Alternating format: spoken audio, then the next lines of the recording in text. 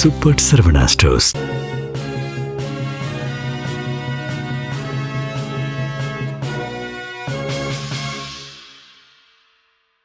வணக்கம். ஜெம் செய்திகளுக்காக நான் உங்கள் ஜெனிஷா அகஸ்டின்.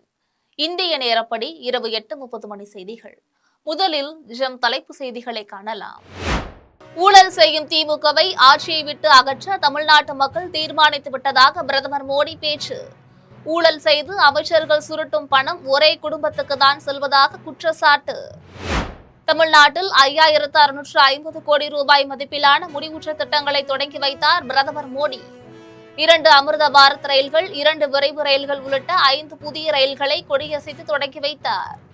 மத சார்பற்ற முற்போக்கு கூட்டணியில் மதிமுகவுக்கு 4 சட்டமன்ற தொகுதிகள் ஒதுக்கீடு.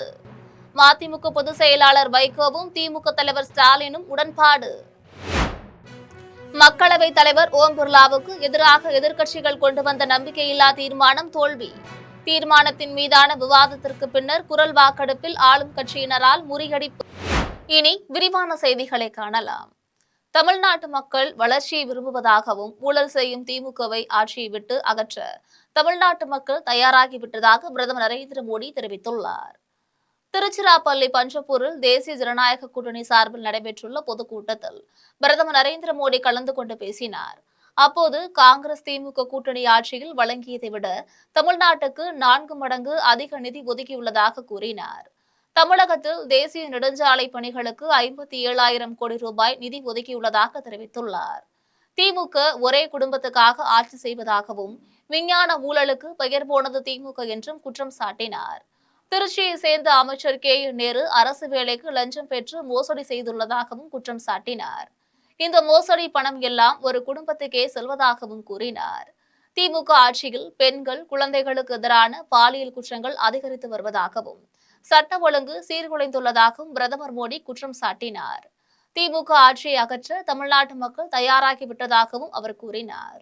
தமிழ்நாட்டில் 5650 கோடி ரூபாய் மதிப்பிலான முடிவுற்ற திட்டங்களை தொடங்கி வைத்து பிரதமர் நரேந்திர மோடி புதிய திட்டங்களுக்கும் அடிக்கல் நாட்டினார். திருச்சிராப்பள்ளியில் இன்று நடைபெற்ற விழாவில் பிரதமர் மோடி, மத்திய அமைச்சர்கள் பியூஷ் கோயல், முருகன், மாநில அமைச்சர்கள் தங்கம் தென்னரசு ஆகியோர் கலந்து கொண்டனர். இந்த விழாவில் பங்கேற்ற பிரதமர் மோடி 3680 கோடி ரூபாய் மதிப்பீட்டில் நீலகிரி, ஈரோடு மாவட்டங்களில் வீடுகளுக்கும் வணிக நிறுவனங்களுக்கும் குழாய் மூலமாக எரிவாயு வழங்கும் திட்டத்துக்கு பிரதமர் மோடி அடிக்கல் நாட்டினார். சென்னை மணலியில் 1490 கோடி ரூபாய் மதிப்பிலான மசக எண்ணெய் கலவை ஆலையை தொடங்கி வைத்தார். கங்கை கொண்ட சோழபுரம் புறவழி சாலை, பிரதமர் ஊரக சாலை திட்டத்தில் 370 கிலோமீட்டர் நீளமுள்ள சாலைகள் ஆகியவற்றை திறந்து வைத்தார். அதேபோல திருநெல்வேலி பெங்களூர் விரைவு ரயில், ராமேஸ்வரம் பெங்களூர் விரைவு ரயில், மயிலாடுதுறை காரைக்குடி ரயில், நாகர்கோவில் சர்லாப்பள்ளி அமிர்த பாரத் ரயில், கோவை போத்தனூர் தன்பாத் அமிர்த பாரத் ரயில் ஆகிய ரயில்களையும் கொடியசைத்து தொடங்கி வைத்தார். திமுக கூட்டணியில் மதிமுகவுக்கு 4 சட்டமன்ற தொகுதிகள் ஒதுக்கப்பட்டுள்ளது. 3இல் உதயசூரியன் சின்னத்திலும் 1இல் மதிமுகவுக்கு தேர்தல் ஆணையம் ஒதுக்கும் சின்னத்திலும் போட்டியிடுவது என்று உடன்பாடு கையொப்பமாகியுள்ளது. திமுக கூட்டணியில் உள்ள காங்கிரசிற்கு தொகுதி பங்கீடு இறுதி செய்யப்பட்டு உடன்பாடு கையொப்பமாகிவிட்டது. இந்நிலையில் கூட்டணியில் உள்ள மற்ற கட்சிகளுடன் தொகுதி பங்கீட்டு பேச்சுவார்த்தை நடைபெற்று வருகிறது. மதிமுக உடனான தொகுதி பங்கீட்டு பேச்சு இழுபறியாக இருந்தது. இந்நிலையில் இன்று மதிமுக பொதுச் செயலாளர் வைகோ சென்னை தேனாம்பேட்டையில் உள்ள திமுக அலுவலகத்தில் திமுக தலைவர் ஸ்டாலினுடன் தொகுதி பங்கீட்டு குறித்து பேச்சுவார்த்தை நடத்தினார். இந்த பேச்சின் முடிவில் மதிமுகவுக்கு மொத்தமாக 4 தொகுதிகள் ஒதுக்குவது என்று உடன்பாடு எட்டப்பட்டது. இவற்றில் 3இல் உதயசூரியன் சின்னத்திலும் 1இல் தேர்தல் ஆணையம் ஒதுக்கும் சின்னத்திலும் போட்டியிடுவது என்று தீர்மானிக்கப்பட்டது. இதற்கான உடன்பாடு கையொப்பமாகி வைகோவும் ஸ்டாலினும் அதை பரிமாறிக்கொண்டனர். மக்களவைத் தலைவர் ஓம் பிர்லாவுக்கு எதிராக எதிர்க்கட்சிகள் கொண்டு வந்த நம்பிக்கையில்லா தீர்மானம் குரல் வாக்கெடுப்பில் தோல்வியடைந்தது. மக்களவையில் அமளியில் ஈடுபட்ட எதிர்க்கட்சி உறுப்பினர்களை அவைத்தலைவர் ஓம் பிர்லா பட்ஜெட் கூட்டத்தொடர் முழுவதுமாக இடைநீக்கம் செய்தார். அது மட்டுமல்லாமல் எதிர்க்கட்சிகளை சேர்ந்த பெண் உறுப்பினர்கள் பிரதமர் மோடியை தாக்க திட்டமிட்டதாக குற்றம் சாட்டினார். இதையடுத்து அவைத்தலைவர் ஓம் பிர்லா பக்க சார்புடன் செயல்படுவதாக எதிர்க்கட்சிகள் குற்றம் சாட்டினர். அவர் மீது நம்பிக்கையில்லா தீர்மானம் கொண்டுவர கோரி அறிவிக்கை அனுப்பினர். கூட்டத்தொடரின் முதல் அமர்வில் கொடுத்த அறிவிக்கையின்படி 2வது அமர்வில் அந்த தீர்மானத்தின் மீது விவாதம் நடைபெற்றது. விவாதத்தின் முடிவில் குரல் வாக்கெடுப்பு நடத்தப்பட்டது. மக்களவையில் பாஜகவும் அதன் கூட்டணி கட்சிகளுக்கும் பெரும்பான்மை உள்ள நிலையில் அந்த நம்பிக்கையில்லா தீர்மானம் குரல் வாக்கெடுப்பில் தோல்வியடைந்தது. கூட்டணிக்காக காத்திருக்காத ஒரே கட்சி தமிழக வெற்றிக் கழகம் மட்டுமே என்று அந்த கட்சியின் பரப்புரை செயலாளர் நாஞ்சில் சம்பத் தெரிவித்துள்ளார். விழுப்புரம் மாவட்டம் விக்கிரவாண்டியில் தமிழக வெற்றிக் கழகத்தின் சார்பில் மகளிர் நாள் விழா நடைபெற்றது. மாவட்ட செயலாளர் வடிவேல் தலைமையில் நடைபெற்ற விழாவில் பரப்புரை செயலாளர் நாஞ்சில் சம்பத் நலத்திட்ட உதவிகளை வழங்கி உரையாற்றினார். அப்போது அண்ணாதுரை ஆட்சியமைக்க 18 ஆண்டுகளும், எம்ஜிஆர் ஆட்சியமைக்க 5 ஆண்டுகளும் தேவைப்பட்டதாகவும், விஜய்க்கு 3 ஆண்டுகளில் அந்த வாய்ப்பு வரப்போவதாகவும் தெரிவித்தார். புதிய வாக்காளர்கள் 12.5 லட்சம் பேரும் தமிழக வெற்றிக் கழகத்திற்கு வாக்களிக்க தயாராகிவிட்டதாகவும் நாஞ்சில் சம்பத் கூறினார். திமுகவை வீழ்த்த அனைவரும் ஒன்றாக இருக்க வேண்டும் என்றும், அதன் பிறகு அவரவர்தான் முடிவு செய்ய வேண்டும் என்றும் முன்னாள் அமைச்சர் கடம்பூர் ராஜு தெரிவித்துள்ளார். தூத்துக்குடி மாவட்டம் கோவில்பட்டி அருகே செண்பகப்பேரியில் சட்டமன்ற உறுப்பினர் நிதியில் கலையரங்கம் கட்டுவதற்கான பணிகளை கடம்பூர் ராஜு தொடங்கி வைத்தார். அதன்பின் செய்தியாளர்களிடம் பேசிய அவர், தமிழ்நாட்டில் தேசிய ஜனநாயக கூட்டணிக்கு அதிமுக தான் தலைமை என்றும், எடப்பாடி பழனிசாமி தான் முதலமைச்சர் என்றும் மத்திய அமைச்சர் பியூஷ் கோயல் தெளிவாக கூறியுள்ளதாக தெரிவித்துள்ளார். திமுக எந்த கூட்டணியில் இப்போ யாருக்கு இப்போ திமுக கூட்டணி யாருமே உள்ள கூட்டணி, நாங்களாவது புதிதாக அமைத்த கூட்டணி. ஏன்னா பாராளுமன்றத்தில் நாங்கள் தனியாக நின்றோம். இவங்க திமுக பொறுத்தளவில் 2019 பாராளுமன்ற தேர்தலே இந்த கூட்டணி உருவானது. அதற்கு பிறகு 2021 சட்டமன்ற தேர்தலில் சந்தித்தாங்க இதே கூட்டணி. அதற்கு பிறகு தமிழகத்தில் நடைபெற்ற பல்வேறு இடைத்தேர்தலையும் இந்த கூட்டணியோட சந்தித்தாங்க. அதுக்கு பிறகு 2024 பாராளுமன்ற தேர்தலையும் சந்திச்சிட்டாங்க. ஏற்கனவே கைவசம் இருந்த கூட்டணி தான் நடைமுறையில் இருந்த கூட்டணியே அவங்களால தொகுதியை இன்னும் பிரிக்க முடியல. எந்த கட்சிக்கு எவ்வளோ கூட்டணி திமுக உள்ள ஒதுக்கியிருக்காங்களா? நீங்கள் சொல்லுங்கள் பார்ப்போம். வேலூர் மாவட்டத்தில் 10ஆம் வகுப்பு தேர்வு நடைபெறும் மையங்களில் ஆட்சியர் சுப்புலட்சுமி ஆய்வு மேற்கொண்டார்.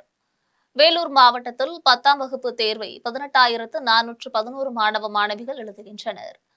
தொரப்பாடி அரசு மேல்நிலைப் பள்ளியில் தேர்வு நடைபெறும் போது மாவட்ட ஆட்சியர் சுப்புலட்சுமி நேரில் ஆய்வு செய்தார். அவருடன் முதன்மை கல்வி அலுவலர் பிரேமலதா இருந்துள்ளார். அப்போது பேசிய ஆட்சியர், சமையல் எரிவாயு சிலிண்டர்களை பதுக்கி வைத்து அதிக விலைக்கு விற்றால் கடும் நடவடிக்கை எடுக்கப்படும் என்று எச்சரித்தார். சேலம் மாவட்டத்தில் 10ஆம் வகுப்பு தேர்வை 42,000 மாணவ மாணவியர் எழுதுகின்றனர். சேலம் மாவட்டத்தில் 188 தேர்வு மையங்களில் 10ஆம் வகுப்பு பொதுத் தேர்வு நடைபெற்றது. முதன்மை கண்காணிப்பாளர்கள், பணி வழித்தட அலுவலர்கள், பறக்கும் படை அலுவலர்கள் என மொத்தம் 4,407 ஆசிரியர்கள் தேர்வு பணியில் ஈடுபட்டுள்ளதாக சேலம் மாவட்ட கல்வி அதிகாரி மகேஸ்வரி தெரிவித்துள்ளார். பறக்கும் படை அலுவலர்கள் மாவட்டத்தில் உள்ள பல்வேறு தேர்வு மையங்களில் தீவிர கண்காணிப்பில் ஈடுபட்டனர். கோவையில் 10ஆம் வகுப்பு தேர்வு மையங்களை பார்வையிட்ட மாவட்ட ஆட்சியர் பவன்குமார், எரிவாயு சிலிண்டர் தட்டுப்பாட்டை போக்க நடவடிக்கை எடுக்கப்படும் என தெரிவித்துள்ளார். கோயம்புத்தூர் மாவட்டத்தில் மொத்தம் 159 தேர்வு மையங்களில் 509 பள்ளிகளை சேர்ந்த 38,390 மாணவர்கள் தேர்வு எழுதினர். 1,237 தனி தேர்வர்களும் தேர்வு எழுதுகின்றனர். 159 முதன்மை கண்காணிப்பாளர்கள், 2,075 அரை கண்காணிப்பாளர்கள், 250 நிலையான மற்றும் பறக்கும் படை அதிகாரிகள், 316 அலுவலக பணியாளர்கள் தேர்வு பணியில் ஈடுபட்டுள்ளனர். இந்நிலையில் கோவை மைக்கேல் பள்ளியில் தேர்வு நடைபெறுவதை மாவட்ட ஆட்சியர் பவன்குமார் பார்வையிட்டார். அதன் பின்னர் செய்தியாளர்களிடம் பேசிய அவர், கோவை மாவட்டத்தில் எரிவாயு சிலிண்டர் தட்டுப்பாட்டை போக்க நடவடிக்கை எடுக்கப்படும் என்று தெரிவித்துள்ளார். கவுண்டம்பாளையம் அரசு பள்ளியில் மதிய உணவு அருந்திய மாணவர்களுக்கு உடல்நல பாதிப்பு ஏற்பட்டது குறித்த கேள்விக்கு பதிலளித்த அவர், பள்ளிகளில் வழங்கப்படும் உணவு தரமானதா என்பதை ஆய்வு செய்ய குழு அமைத்து நடவடிக்கை எடுக்க உள்ளதாக தெரிவித்துள்ளார். சமையல் அறைகள் மற்றும் அனைத்து கேம்பஸ்கள் முழுமையாக cleaning activity, mass cleaning activity எல்லாமே எடுக்கிறதுக்கு அந்த லோக்கல் பாடி மூலமாக நம்ம இன்ஸ்ட்ரக்ஷன் கொடுத்துருக்கோம். மற்றும் ஊரக பகுதியில் இருக்கிற அனைத்து ஸ்கூல்ஸில் நம்ம எஃப்டிபிடிஓஸ், பிடிஓஸ் மூலமாக முழுமையாக 100% வெரிஃபிகேஷன் பண்ணுறதுக்கு சொல்லியிருக்கோம். தொடர்ந்து இந்த எல்லா சென்டர்ஸ் நம்ம முழுமையாக அங்கே இருக்கிற ஹைஜீன் ஆஸ்பெக்ட் மற்றும் குக்கிங் எல்லாமே அங்கே இருக்கிற உணவுப் பொருட்கள் எல்லாமே தரமானது உள்ளதா அப்படி கூட நம்ம food safety officers and team மூலமாக கூட அது வெரிஃபை பண்ணுறதுக்கு இன்ஸ்ட்ரக்ஷன் கொடுத்துருக்கோம். தொடர்ந்து அந்த பணிகள். தஞ்சாவூர் மாவட்டம் பட்டுக்கோட்டையில் 10ஆம் வகுப்பு தேர்வு எழுத சென்ற 6 மாணவிகள் உள்பட 20க்கும் மேற்பட்டோரை நாய் கடித்துள்ளது. பட்டுக்கோட்டையில் பெரிய தெருவில் நடந்து சென்ற 2 பேரை நாய் கடித்தது. அந்த நாய் சாலையில் நடந்து சென்று கொண்டிருந்த 10க்கும் மேற்பட்டோரை கடித்து குதறியது. அதனைத் தொடர்ந்து அதே நாய் அரசு மகளிர் மேல்நிலைப் பள்ளி வளாகத்துக்குள் புகுந்தது. அப்போது தேர்வெழுத சென்ற மாணவிகள் 6 பேரை நாய் கடித்தது. இதனால் பள்ளி வளாகத்தில் சிறிது நேரம் பரபரப்பு ஏற்பட்டது. உடனே நாய் கடித்த 6 மாணவிகளையும் பட்டுக்கோட்டை அரசு மருத்துவமனைக்கு அழைத்து சென்றனர். உடனடியாக அங்கு 6 மாணவிகளுக்கும் தடுப்பூசி போட்டு முதலுதவி செய்து தேர்வு எழுத அனுப்பி வைத்தனர். அதனைத் தொடர்ந்து நாய் கடித்த 14 பேரையும் அரசு மருத்துவமனையில் சிகிச்சைக்காக சேர்த்தனர். தகவல் அறிந்து அங்கு வந்த நகராட்சி அதிகாரிகள், பணியாளர்கள் உதவியுடன் அந்த நாயை வலையை போட்டு பிடித்தனர். வெறிநாய் கடித்து அரசு மருத்துவமனையில் சிகிச்சை பெற்ற பொதுமக்களை நகராட்சி தலைவர் சண்முகப்பிரியா, முன்னாள் சட்டமன்ற உறுப்பினர் ஏனாதி பாலசுப்ரமணியன், அதிமுக மாவட்ட செயலாளர் சேகர் ஆகியோர் பார்வையிட்டு ஆறுதல் கூறினர். தென்காசி மாவட்டம் பிரிக்கப்பட்டு 6 ஆண்டுகளுக்கு பிறகு மாவட்ட சட்டப்பணிகள் ஆணைக்குழு தொடங்கப்பட்டுள்ளது. திருநெல்வேலி மாவட்டத்திலிருந்து தென்காசி மாவட்டம் பிரிக்கப்பட்டு 6 ஆண்டுகளுக்கு மேலாகிறது. ஆனால் ஒருங்கிணைந்த திருநெல்வேலி மாவட்டத்தை தலைமையிடமாக கொண்டு சட்டப்பணிகள் ஆணைக்குழு செயல்பட்டு வந்தது. தென்காசி மாவட்ட சட்டப்பணிகள் ஆணைக்குழுவை தொடங்க சென்னை சட்டப்பணிகள் ஆணைக்குழு அனுமதி வழங்கியுள்ளது. இதுகுறித்து தென்காசி மாவட்ட சட்டப்பணிகள் ஆணைக்குழு தலைவரும் மாவட்ட தலைமை நீதிபதியுமான ராஜவேல் செய்தியாளர்களிடம் பேசினார். அப்போது செங்கோட்டை, சங்கரன்கோவில், சிவகிரி, ஆலங்குளம் ஆகிய இடங்களில் வட்ட அளவிலான சட்டப்பணிகள் ஆணைக்குழு செயல்படும் எனவும், மாவட்ட தலைமையகம் தென்காசி மாவட்ட நீதிமன்றத்தில் செயல்படும் எனவும் தெரிவித்துள்ளார். இனிமேல் தென்காசி மாவட்டத்தைச் சேர்ந்த மக்கள் அனைவரும் தங்களுடைய பரிகாரத்திற்காக தென்காசி மாவட்ட சட்டப்பணிகள் ஆணைக்குழுவை அணுகுனா போதுமானது. இவங்களுக்கு முழு நேரம் செயல்படுறதுக்காக இங்கே ஒரு சட்டப்பணிகள் ஆணைக்குழு அந்த வேலை நேரங்களில் முழுசாக இயங்கிக்கிட்டு இருக்கோம். மக்களுடைய அந்த காம்பன்சேஷன், இழப்பீட்டு தொகையை பெறுறதுக்கும் அல்லது இலவச சட்ட உதவி பெறுறதுக்கும், சட்டம் சார்ந்த பிரச்சனைகளாக இருந்தாலும் சட்டம் சாராத பிரச்சனைகளாக இருந்தாலும் அது சம்பந்தமான பரிகாரங்களை பெறுறதுக்கு உரிய அலுவலகங்களை தேடி செல்றதுக்கு பதிலாக அவங்களுடைய வாய்ப்பா இந்த சட்டப்பணிகள் ஆணைக்குழுவை பயன்படுத்திக்கலாம். விழுப்புரம் அருகே 1300 ஆண்டுகள் பழமை வாய்ந்த பல்லவர் காலத்து பலகைகளில் செதுக்கப்பட்ட கொற்றவை மூத்ததேவி சிலையை வரலாற்று உதவி பேராசிரியர் ரமேஷ் தலைமையிலானோர் கண்டறிந்துள்ளனர். விழுப்புரம் மாவட்டம் கல்பட்டு அருகே நத்தமேட்டில் கொற்றவை சிலை இருப்பதாக வரலாற்றுத்துறை உதவி பேராசிரியருக்கு தகவல் கிடைத்தது. இதையடுத்து அங்கு சென்று ஆய்வு செய்தனர். அப்போது பலகை கல்லில் செதுக்கப்பட்ட கொற்றவை சிலை பல்லவர் காலத்தை சார்ந்தது என்றும் 1300 ஆண்டுகள் பழமை வாய்ந்த சிலை என்றும் கண்டறிந்தனர். கொற்றவை சிலை 7 கைகளுடனும் மான் வாகனத்தில் எருமை தலையினில் நின்றவாறு கையில் கேடயம், சாட்டை, மணி, வாள், சங்கு, வில்லுடன் காட்சியளிக்கிறது. இதேபோன்று கோவில் பின்புறத்தில் மூத்ததேவி சிலையும் இக்கோவிலில் வடிவமைக்கப்பட்டுள்ளது. சிவகங்கை மாவட்டம் காரைக்குடியில் ப. சிதம்பரம், கார்த்தி சிதம்பரம் அலுவலகத்தில் 2 பாட்டில் குண்டு வீசியது தொடர்பாக காவல்துறையினர் விசாரித்து வருகின்றனர்.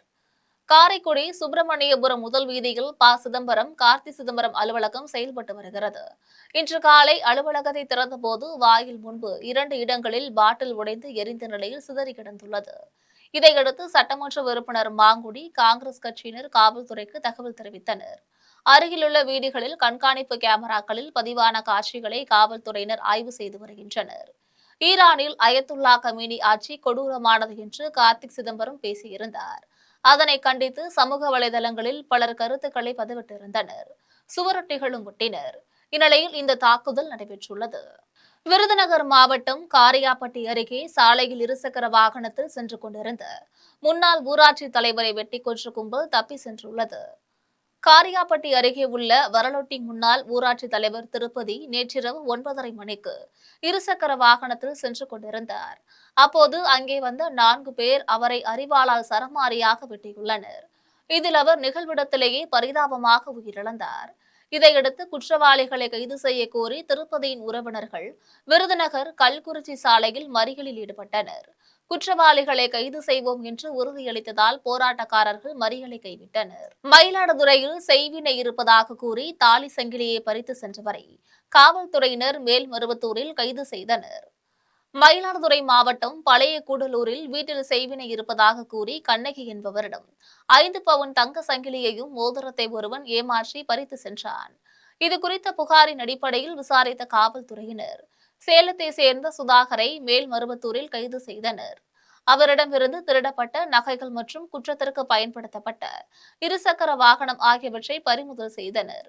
குற்றவாளியை விரைந்து பிடித்து நகைகளை மீட்ட உதவி ஆய்வாளர் நரசிம்ம பாரதி தலைமையிலான தனிப்படையினரை மாவட்ட காவல் கண்காணிப்பாளர் ஸ்டாலின் பாராட்டினார். சென்னையில் எரிவாயு சிலிண்டர் விலை உயர்வை கண்டித்து நடைபெற்ற ஆர்ப்பாட்டத்தில் உயிரிழந்த காங்கிரஸ் நிர்வாகி மாலக்கொண்டையா குடும்பத்தினருக்கு தமிழ்நாடு காங்கிரஸ் கமிட்டி தலைவர் செல்வ பெருந்தகை நிதியுதவி வழங்கினார். சென்னை தண்டையார்பேட்டையில் எரிவாயு சிலிண்டர் விலை உயர்வை கண்டித்து காங்கிரஸ் மகளிர் அணி சார்பில் ஆர்ப்பாட்டம் நடைபெற்றது. அப்போது மாலக்கொண்டையா என்பவர் மயங்கி விழுந்து உயிரிழந்தார். திருவொற்றியூரில் உள்ள அவரது இல்லத்தில் வைக்கப்பட்டிருந்த உடலுக்கு தமிழ்நாடு காங்கிரஸ் கமிட்டி தலைவர் செல்வ பெருந்தகையும் திருவொற்றியூர் சட்டமன்ற உறுப்பினர் சங்கரும் நேரில் சென்று அஞ்சலி செலுத்தி அவர் குடும்பத்தினருக்கு 1 லட்சம் ரூபாய் நிதி உதவிகளை வழங்கினர். எங்களுடைய மாவட்ட தலைவர் உடனே கிட்டிருந்து மாது மாகாணி அவர்கள் எல்லா ஏற்பாடுகளையும் செய்து வருகிறார். கட்சியின் சார்பாகவும் மக்களின் சார்பாகவும் எங்கள் குடும்பத்திற்கு நாங்கள் உறுதுணையாக இருப்போம். அவர்கள் சில கோரிக்கையை வைத்திருக்கிறார்கள், அதையும் நாங்கள் நிறைவேற்றுவோம். இப்போ ஏதாவது நிதியுதவி அந்த மாதிரி ஏதாவது இப்போ பண்ணியிருக்கோம், அதெல்லாம் ப்ரெஸ்ஸில் சொல்ல வேண்டாம். அதை விட நல்லா செய்வோம். பணத்திறப்பு அன்னைக்கு நாங்கள் செஞ்சு கொடுப்போம். தேங்க்யூ. மயிலாடுதுறை மாவட்டம் சீர்காழியில் மது குடித்த போது ஏற்பட்ட தகராறில் ஒருவரை கல்லால் அடித்து கொன்றவனை காவல்துறையினர் கைது செய்துள்ளனர். சீர்காழியை சேர்ந்த நாகராஜ், நீலகண்டன் ஆகியோர் தென்பாதி குளத்தின் அருகே ஒன்றாக அமர்ந்து மது குடித்த பின்பு குடிவரையில் தகராறில் ஈடுபட்டனர். அப்போது கீழே விழுந்த நாகராஜ் தலையில் கல்லை தூக்கி போட்டு நீலகண்டன் கடுமையாக தாக்கியுள்ளார். இதில் நாகராஜ் தலை நெய்ந்து உயிரிழந்தார். தகவல் அறிந்த காவல்துறையினர் விரைந்து சென்று உடலை கைப்பற்றி கூராய்வுகளுக்காக அனுப்பி வைத்தனர். மேலும் நீலகண்டனை கைது செய்து விசாரித்து வருகின்றனர். சமையல் எரிவாயு தட்டுப்பாட்டை கண்டித்து சென்னை கோயம்பேட்டில் தமிழ்நாடு வியாபாரிகள் சங்க பேரவையினர் சிலிண்டர்களுக்கு மாலை அணிவித்தும் தீயின்றி சமைப்பது போன்றும் ஆர்ப்பாட்டத்தில் ஈடுபட்டனர். சென்னை கோயம்பேட்டில் தமிழ்நாடு வியாபாரிகள் சங்க பேரவையினர் ஆர்ப்பாட்டத்தில் ஈடுபட்டனர். சமையல் எரிவாயு தட்டுப்பாட்டால் உணவகங்கள் மூடப்படும் அபாயம் ஏற்பட்டுள்ளதை உணர்த்தும் வகையில் கேஸ் சிலிண்டர்களுக்கு மாலை அணிவித்து ஊர்வலமாக சென்றனர். எரிவாயு தட்டுப்பாட்டை போக்க மத்திய அரசுக்கு தமிழக அரசு அழுத்தம் கொடுக்க வேண்டும் என்றும் பாதிக்கப்பட்ட வியாபாரிகளுக்கு வரி விலக்கு மற்றும் மானியம் வழங்கி வாழ்வாதாரத்தை காக்க வேண்டும் என்றும் ஒருங்கிணைப்பாளர் அருண்குமார் வலியுறுத்தினார். ஈரான் மீதான அமெரிக்காவின் ஆக்கிரமிப்பு போர் மற்றும் இஸ்ரேலின் ஆதிக்கத்திற்கு எதிர்ப்பு தெரிவித்து திண்டுக்கல்லில் புரட்சிகர இளைஞர் முன்னணி மற்றும் பல்வேறு அமைப்பினர் இணைந்து கண்டன ஆர்ப்பாட்டம் நடத்தினர். திண்டுக்கல் அஞ்சலகம் முன்பு புரட்சிகர இளைஞர் முன்னணி மாவட்ட தலைவர் பாண்டியன் தலைமையில் ஆர்ப்பாட்டம் நடைபெற்றது. இதில் துரை சம்பத், ஆனந்த முனிராஜ், மருதை போஸ், சரவணவேல், புலேந்திரன் உள்ளிட்ட பலர் கலந்து கொண்டனர்.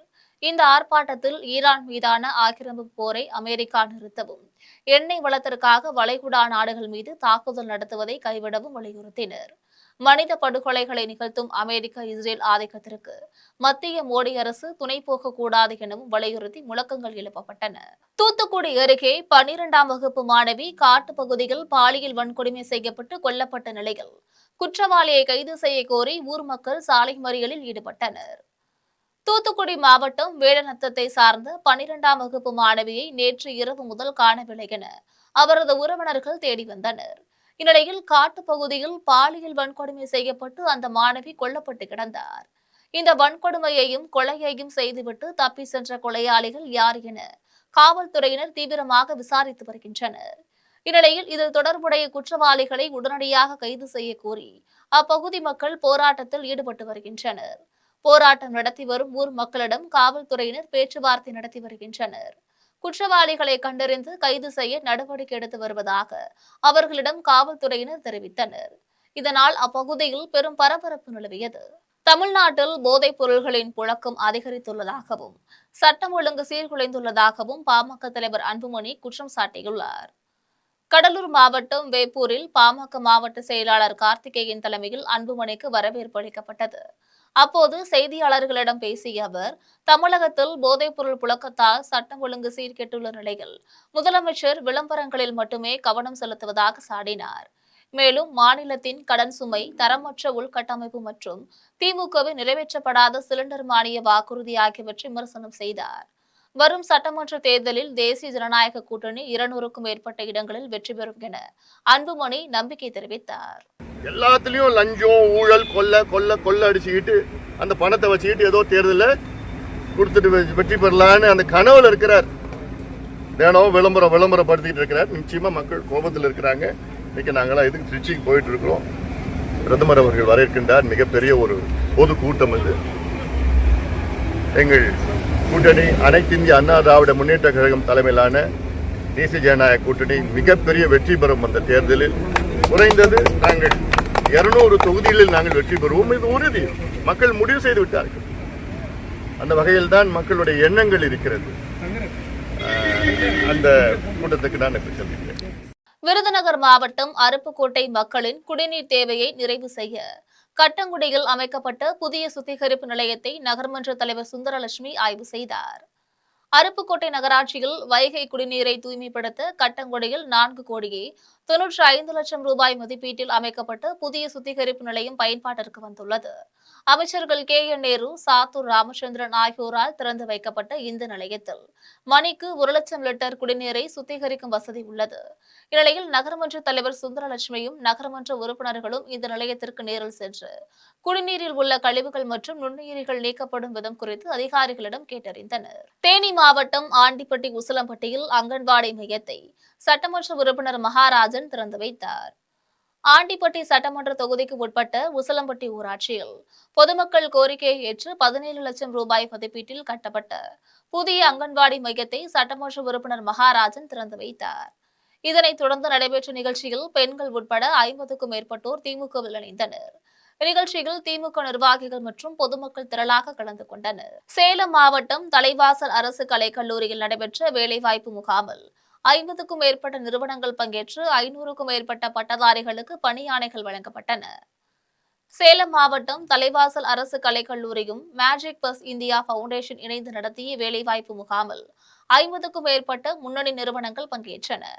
சேலம், பெரம்பலூர், கள்ளக்குறிச்சி உள்ளிட்ட பல்வேறு மாவட்டங்களைச் சேர்ந்த பட்டதாரி இளைஞர்கள் கலந்து கொண்ட இந்த முகாமில் தகுதியின் அடிப்படையில் தேர்வு செய்யப்பட்டுள்ள 500க்கும் மேற்பட்டோருக்கு பணி ஆணைகள் வழங்கப்பட்டன. கல்லூரி முதல்வர் ரவீந்திரன் முன்னிலையில் நடைபெற்ற இந்நிகழ்ச்சியில் முன்னாள் மாணவர் சங்க நிர்வாகி தேவேந்திரன் மற்றும் பேராசிரியர்கள் உடனிருந்தனர். மாணவருக்கு ஆர்வம் கொடுத்திருக்காங்க. இப்ப நிலவரம் பார்க்க போனா ஈவினிங் வரைக்கும் போனா ஒரு 3000 மாணவர்கள் கலந்து கொண்ட சூழல் உருவாக்கி இருக்குது. ஆனா இந்த பின்தங்கிய மாணவர்களுக்கு இது பெரிய வரப்பிரசவமா இருக்குது. எனக்கு பெரிய மகிழ்ச்சியா இருக்குது. கல்லூரி முதல்வருக்கும் இங்க இருக்க நிர்வாகத்துக்கும் முதல்ல நான் நன்றி தெரிவித்து சொல்கிறேன். அதே போல் இங்க பின்தங்கிய கல்லூரி அருகில் இருக்கிற அனைத்து கல்லூரி மாணவர்களும் இதை மிக மகிழ்ச்சியோட கலந்து கொண்டு அவருடைய வேலைவாய்ப்பு முகாமில் இதை பதிவு செஞ்சுட்டு வந்திருக்காங்க. இது மிக பெரிய மகிழ்ச்சி. பிரைவேட், அதாவது அருகில் உள்ள மாவட்டத்தை சார்ந்த கல்லூரி, தனியார் கல்லூரியுடைய ஈக்குவலாக இங்க நம்ம கல்லூரியில முகாம் நடத்துறது மிக பெரிய மகிழ்ச்சியா இருக்குது. ஒரு பெரிய சாதனை என்று நான் பதிவு செய்கிறேன். எரிவாயு சிலிண்டர் தட்டுப்பாடு காரணமாக குடியாத்தத்தில் உணவகங்களின் விற்பனை நேரம் குறைக்கப்பட்டுள்ளதாகவும் பல்லாயிரக்கணக்கான தொழிலாளர்கள் வேலை இழக்கும் அபாயம் உள்ளதாகவும் ஹோட்டல் உரிமையாளர்கள் சங்கம் தெரிவித்துள்ளது. வேலூர் மாவட்டம் குடியாத்தம் ஹோட்டல் உரிமையாளர்கள் சங்க செயலாளர் நவீன்குமார் செய்தியாளர்களிடம் பேசினார். அப்போது சிலிண்டர் தட்டுப்பாட்டால் உணவகங்களின் செயல்பாட்டு நேரம் குறைக்கப்பட்டு தற்போது காலை 8 மணி முதல் மட்டுமே உணவு விற்பனை செய்யப்படுவதாக தெரிவித்துள்ளார். இதே நிலைமை நீடித்தால் 3 வேளை உணவு என்பது ஒரு வேளையாக குறைந்து காலப்போக்கில் உணவகங்களை மூடும் நிலை ஏற்படும் என்று அச்சம் தெரிவித்தார். இதனால் குடியாத்தம் பகுதியில் மட்டும் 10,000த்திற்கும் மேற்பட்ட தொழிலாளர்கள் வாழ்வாதாரத்தை இழக்கும் அபாயம் உள்ளதாகவும் தெரிவித்துள்ளார். பழனியில் ஏற்பட்ட தீ விபத்தில் 2 குடும்பங்கள் வீடுகளை இழந்த நிலையில் மாவட்ட ஆட்சியர் உத்தரவின்படி பாதிக்கப்பட்டுள்ள குடும்பங்களுக்கு தேவையான பொருட்கள் உடனடியாக வழங்கப்பட்டன. பழனி அழகாபுரியில் வசிக்கும் தண்டபாணி என்பவரின் மகன் ராஜீவ் காந்தி, மகள் ராஜி ஆகியோரின் வீடுகள் இன்று எதிர்பாராத விதமாக தீப்பற்றி எரிந்தது. இந்த தீ விபத்தில் வீட்டின் மேற்கூரை, துணிகள், பாத்திரங்கள் மற்றும் முக்கிய ஆவணங்கள் அனைத்தும் முழுவதுமாக எரிந்து தீக்கரையான நிலையில் 11 பேர் கொண்ட 2 குடும்பங்களும் தங்களது உடைமைகளை இழந்துள்ளனர். தீ விபத்தின் போது வீட்டில் யாரும் இல்லாததால் உயிர் சேதம் தவிர்க்கப்பட்டது. பழனி தீயணைப்பு துறையினர் விரைந்து வந்து தீயை முற்றிலுமாக அணைத்தனர். இந்த சம்பவம் குறித்து விசாரணை நடைபெற்று வரும் நிலையில் மாவட்ட ஆட்சியர் சரவணன் உத்தரவின் அடிப்படையில் வருவாய்த்துறையினர் நேரில் சென்று ஆய்வு செய்து பாதிக்கப்பட்டவர்களுக்கு தேவையான அரிசி, மளிகை உள்ளிட்ட இன்றியமையாத பொருட்களை உடனடியாக வழங்கினர். உத்தரப்பிரதேசத்தின் பிரயாக்ராஜ் கும்பமேளாவில் வைரலான மோனாலிசா திருவனந்தபுரத்தில் உள்ள காவல் நிலையத்தில் அடைக்கலம் புகுந்து தன்னுடைய காதலருடன் திருமணம் செய்து கொண்டுள்ளார். உத்தரப்பிரதேச மாநிலம் பிரயாக்ராஜில் நடைபெற்ற கும்பமேளா நிகழ்ச்சியில் கலந்து கொண்ட மத்திய பிரதேசம் இந்தூரை சேர்ந்த மோனி போஷேலே என்ற பெண்ணின் புகைப்படம் ஒன்று சமூக வலைதளங்களில் வெளியாகி பரபரப்பை ஏற்படுத்தியது. மோனாலிசாவிற்கு உள்ளதை போன்ற கண்கள் உடைய பெண் என்ற வகையில் வைரலான மோனி போச்சேலே கடந்த சில மாதங்களுக்கு முன்பு கேரளத்தில் விளம்பர படப்பிடிப்பிற்காகவும் திரைப்பட படப்பிடிப்பிற்காகவும் வந்துள்ளார். இந்த நிலையில் திருவனந்தபுரம் வந்த மோனாலிசா அடுத்த பூவார் பகுதியில் தங்கியிருந்தார். இதனிடையே மோனாலிசாவின் பெற்றோர் அவருக்கு திருமண ஏற்பாடுகளை செய்துள்ளதுடன் திருமணம் செய்ய வற்புறுத்தியதாகவும் கூறப்படுகிறது. இதையடுத்து தனது முகநூல் காதலன் பர்ஹான் கானுடன் திருவனந்தபுரம் தம்பானூர் காவல் நிலையத்திற்கு வந்த மோனாலிசா தனது விருப்பமில்லாமல் தனது பெற்றோர் திருமண ஏற்பாடுகளை செய்வதாகவும் தான் கடந்த 1.5 வருடங்களாக முகநூலில் பழக்கமான பர்ஹான் கான் என்ற இளைஞரை காதலிப்பதாகவும் கூறியுள்ளார். தனக்கு பாதுகாப்பு அளிக்கும்படியும் காவல் நிலையத்தில் கோரிக்கை வைத்தார். இதையடுத்து இருவரது பெற்றோரையும் காவல் நிலையத்திற்கு அழைத்த காவல்துறையினர் இருவரும் திருமண வயதையொட்டியதை அடுத்து இருவரையும் சேர்த்து வைத்து அனுப்பினர். மீண்டும் தலைப்பு செய்திகள். ஊழல் செய்யும் திமுகவை ஆட்சியை விட்டு அகற்ற தமிழ்நாட்டு மக்கள் தீர்மானித்து விட்டதாக பிரதமர் மோடி பேச்சு. ஊழல் செய்து அமைச்சர்கள் சுருட்டும் பணம் ஒரே குடும்பத்துக்கு தான் செல்வதாக குற்றச்சாட்டு. தமிழ்நாட்டில் 5650 கோடி ரூபாய் மதிப்பிலான முடிவுற்ற திட்டங்களை தொடங்கி வைத்தார் பிரதமர் மோடி. 2 அமிர்த பாரத் ரயில்கள், 2 விரைவு ரயில்கள் உள்ளிட்ட 5 புதிய ரயில்களை கொடியசைத்து தொடங்கி வைத்தார். மத சார்பற்ற முற்போக்கு கூட்டணியில் மதிமுகவுக்கு 4 சட்டமன்ற தொகுதிகள் ஒதுக்கீடு. மதிமுக பொதுச் செயலாளர் வைகோவும் திமுக தலைவர் ஸ்டாலினும் உடன்பாடு. மக்களவைத் தலைவர் ஓம் பிர்லாவுக்கு எதிராக எதிர்க்கட்சிகள் கொண்டு வந்த நம்பிக்கையில்லா தீர்மானம் தோல்வி. தீர்மானத்தின் மீதான விவாதத்திற்கு பின்னர் குரல் வாக்கெடுப்பில் ஆளும் கட்சியினரால் முறியடிப்பு. இத்துடன் ஜெம் செய்திகள் நிறைவடைகின்றன. மீண்டும் ஜெம் செய்திகள் இரவு 12 மணிக்கு. உடனுக்குடன் செய்திகளை காண GemLive.tv என்ற இணையதளத்தில் இணைந்திருங்கள். நன்றி, வணக்கம்.